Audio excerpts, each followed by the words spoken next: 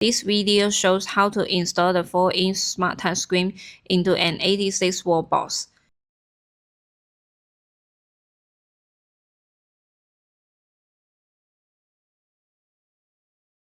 Use a flathead screwdriver to remove the back cover.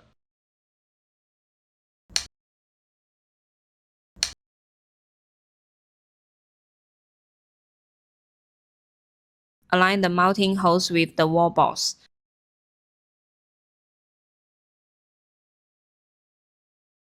Tighten the screws.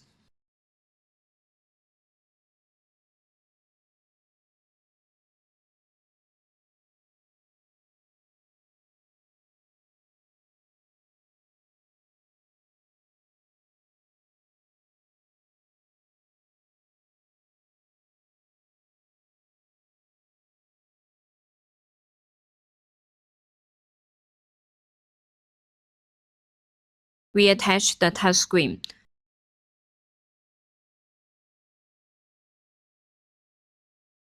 By aligning the top first.